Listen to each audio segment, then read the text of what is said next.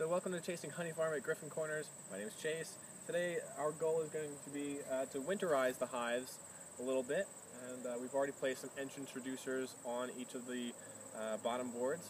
Today we'll secure them, and we're going to be removing the top supers that the bees had cleaned out after we had harvested our honey. So that's what we're up to today.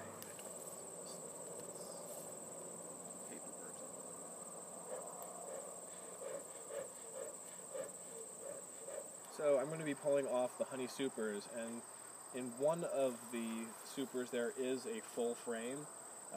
During our harvest they did not fully cap the honey, so we left it in there for the bees to nibble on.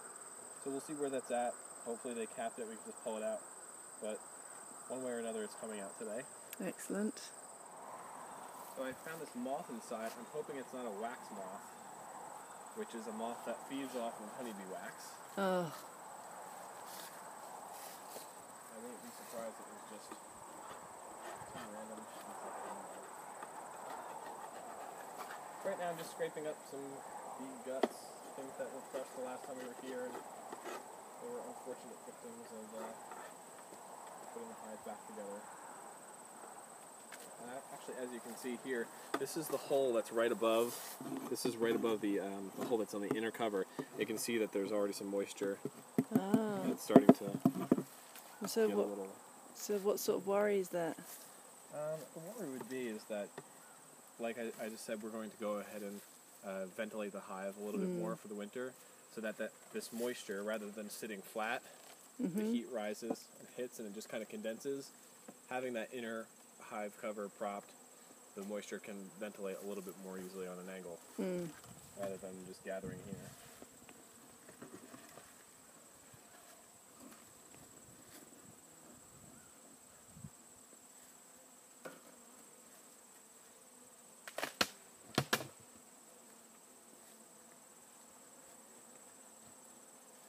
So you hear that propolis that's sealed up each of the hive components.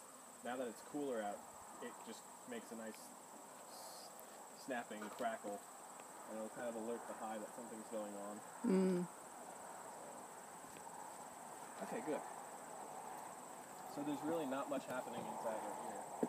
So that's the honey super at the top in blue, is it? Yeah.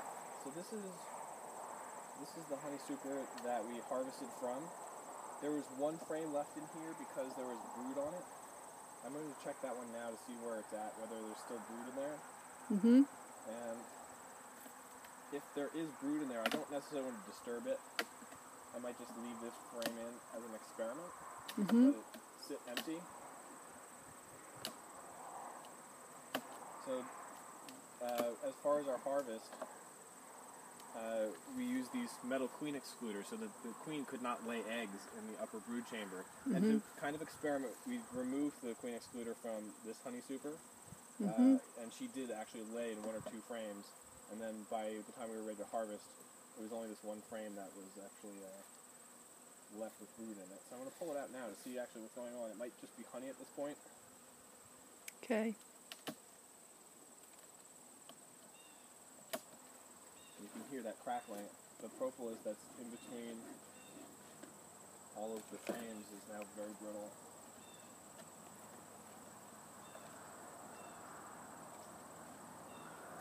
So this was a frame that was left in a honey super that did not have a queen excluder. Earlier in the season they did have brood that did nest in some of these chambers, but now it looks like that they've exclusively turned this back over into honey and nectar storage. So you can see the white capped honey here and the uncapped nectar there, and this we'll actually take with us. We're taking the whole box today. Okay. So we will harvest it, and this will be a nice little sample for friends and family that come over and taste. What I'm going to do now is actually crack this box off. We will be removing it and taking it with us. Okay.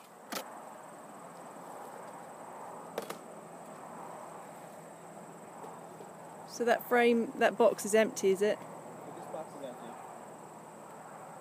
And the idea was just because they were coated with honey and nectar, just to stick them back in the hives so the bees could take any wax that they needed, any remaining nectar or honey, and use it in the hive.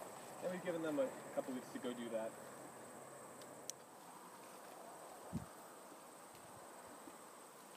This is the frame that we cobbled together last time from stuff that they had built off of the top of the inner cover and to replace some of the honey that we had taken out earlier. So it's you can tell that they haven't really built much to it. They did kind of glue it to the wall, but this is something that I'm going to just remove so that they can work with it easier when they do go out and build more of it.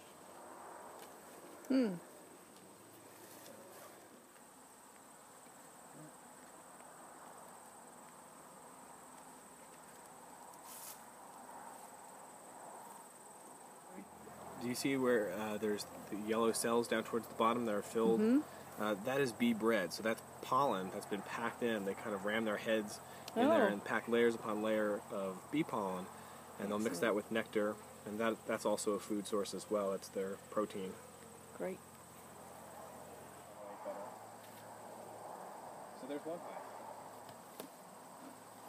And the other one's on the right. One down, 2 to go.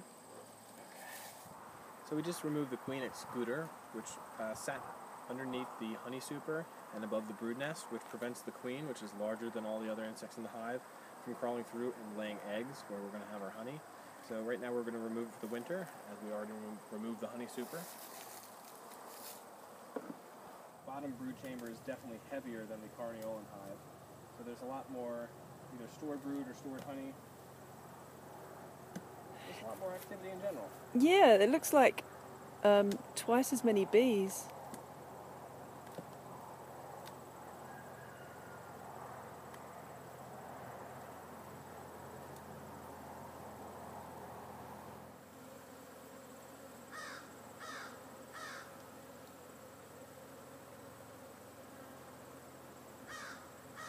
So here they have a lot of bee bread, some capped pollen. This is some nice capped honey that the bees will feed on through the winter. Great. So there's this crusty little cluster. I see.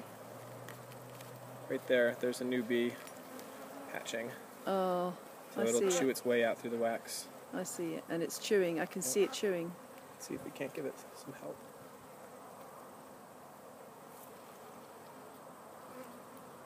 There. Oh, wow. So it'll chew its way out. So this is great. The fact that there's capped brood means that the queen is in the hive and evidently not actively laying, which...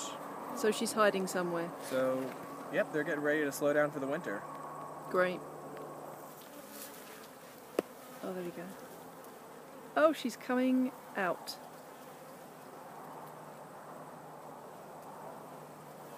Extraordinary.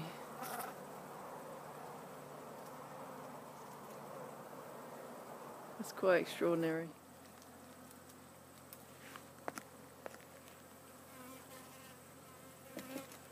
Magic technique of stick. We'll see how this works.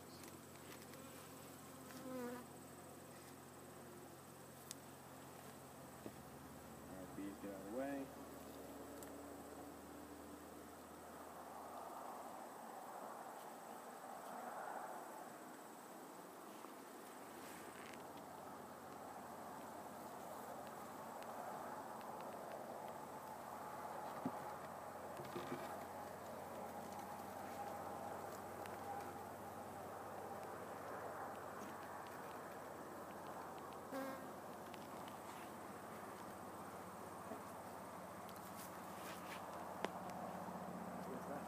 And hive 2 down.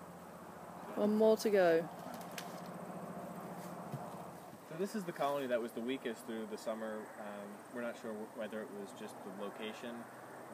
Sometimes it was shadier throughout the season than the other 2 hives. So we'll see what the population's like now.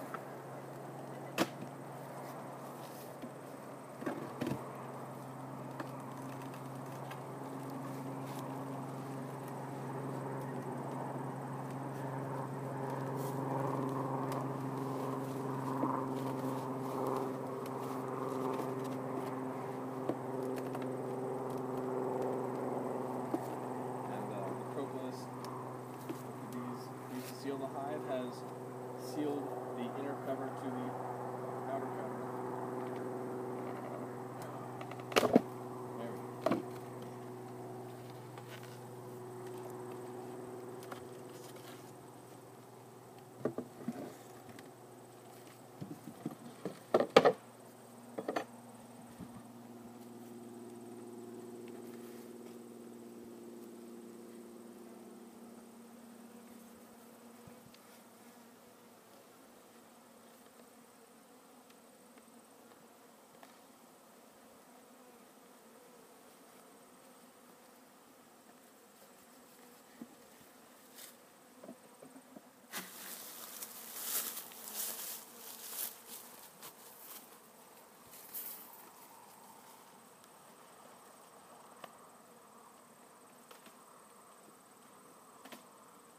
So this hive looks a lot less.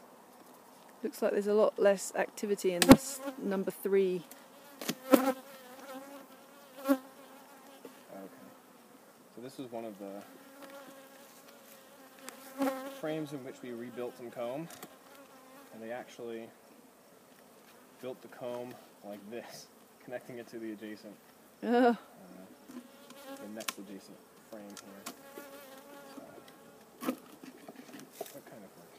I'm going to remove these with a band. So they didn't really fill that out much, because I remember you did that a couple of weeks ago. Yep. But they did connect it to a neighboring frame inside. Uh-huh.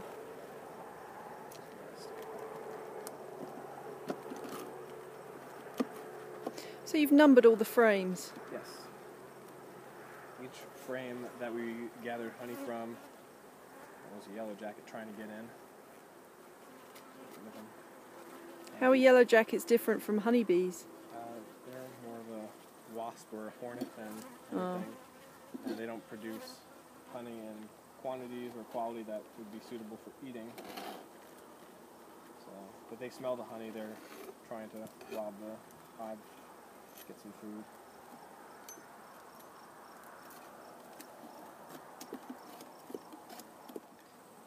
So there's fewer bees and they're quite quiet. Yep, very docile.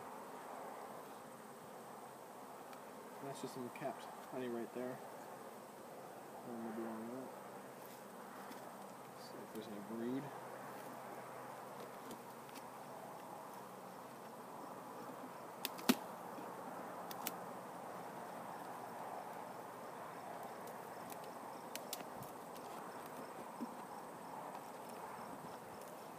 I'm just doing a quick look inside. If I was going to pull out all the frames, I would have removed one of the frames so that I had more room to work with. And this just looks like capped honey to me. This will be their winter honey store. So it looks like they're finishing capping that side that you're looking at. Yep. Much quieter. It's quite a relief. Compared to the middle hive, yes. Hopefully there'll be some brood in there though.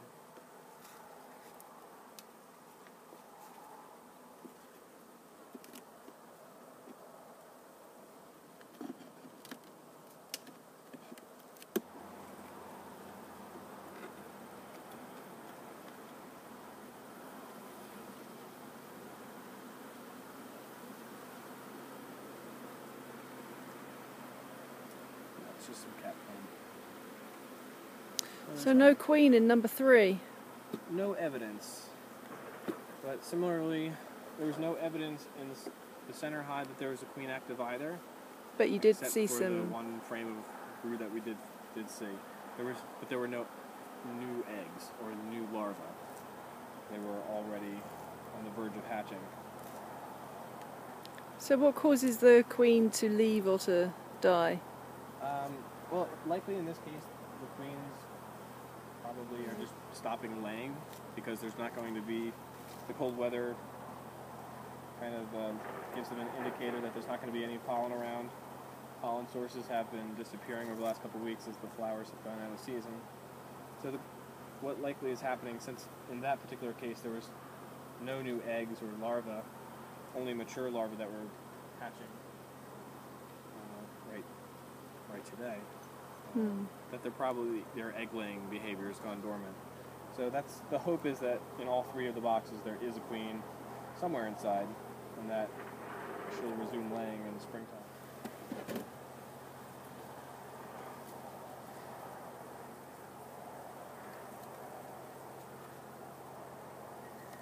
on, guys.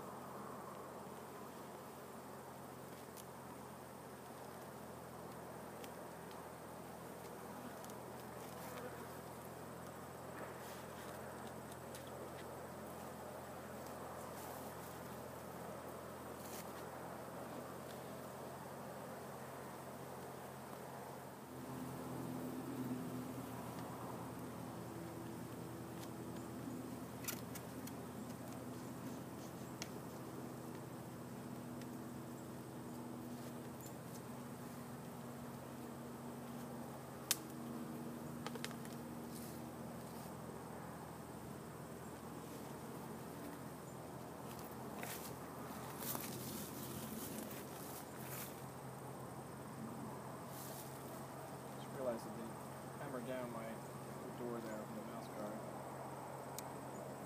Hopefully it'll stay in place with what I want.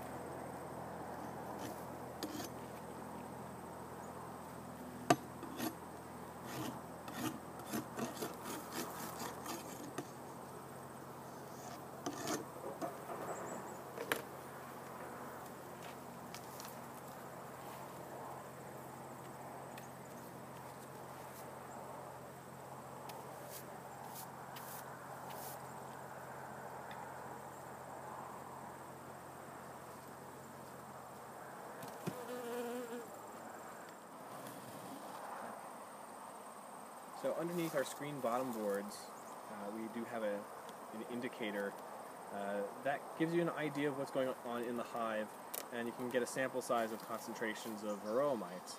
So we can clear off the board and sample it over a course of 3 days, count the number of mites on the board, and discern just how many mites might be in the hive, and whether that's a problem or not. So in this case, being that we don't use any chemicals or pesticides, we don't treat for mites as well. We let the bees fend for themselves naturally and develop that resistance over time, and hopefully they'll live through the winter. But in the case of having this out for 2 weeks and seeing only the occasional mite, I'm not too concerned right now as for the population. So what this bottom board does, it gathers all the dust and pollen from the hive. Anything that falls through has a place to go. In unscreened bottom boards, it's just a flat piece of wood, and the bees have to do all the work to evacuate the rubbish from the hive. This allows some of that stuff to fall through, freeing up the bees to do other things. For example, a dead yellow jacket that found its way in looking for food and didn't make it out.